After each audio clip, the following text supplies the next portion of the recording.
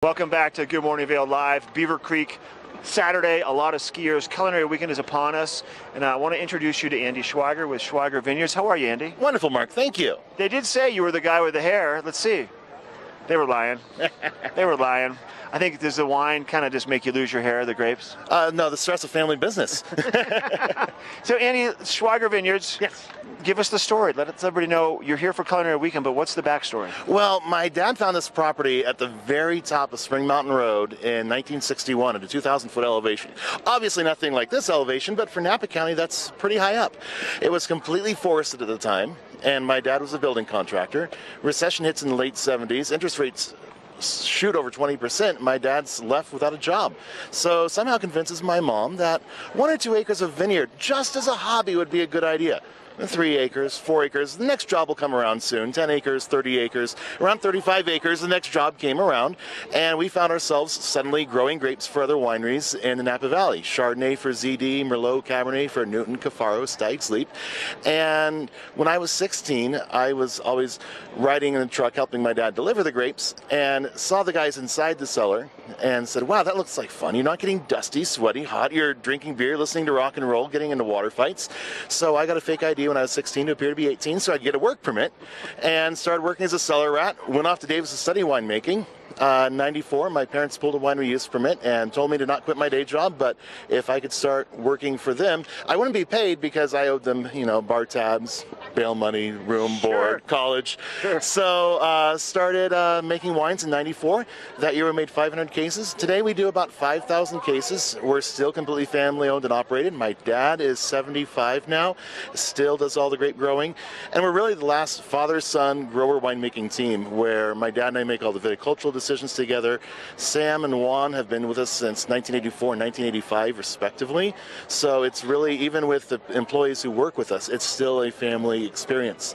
My wife started our wine club back in 2002 and has grown up to 2,500 members, so you rarely will find our wines on the shelves or in restaurants. It's primarily direct to consumer. So what does that mean exactly? If people, for myself, what does that mean?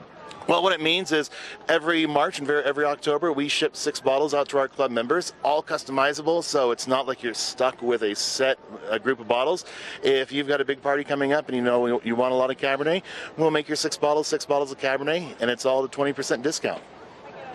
That's amazing, huh? Yeah, so to be in a wine club with you, what is that all about? You get to experience different bottles of wine monthly, or how does it work? Combination. It's just the 2 shipments, but then I also create wines exclusively for the wine club. I do one wine called Dedication, which is my Bordeaux blend, but then I take the different components of that. Cabernet Sauvignon is what we're best known for, so obviously Cabernet Sauvignon is the base of Dedication, but then the Merlot, the Cabernet Franc, and the Malbec, I bottle those as separate varietals as well, and those are available exclusively to club members. Okay. Wow. You've done this before, haven't you? A little. And you're here for Culinary Weekend. Have you been here before for this event? Yes, this is my 5th or 6th year, and it's a lot of fun because you make new friends who are like family. Hi, Suzanne.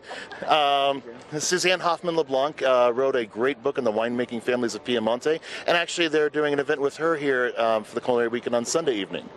And tonight you'll be at the Grand Tasting. I'll be at the Grand Tasting tonight. Last night we did an amazing dinner up at Saddle Ridge and had a lot of fun there. Beautiful property. If your viewers haven't had a chance to go up to Saddle Ridge, they definitely should go up there and check out the place. It's amazing, historical.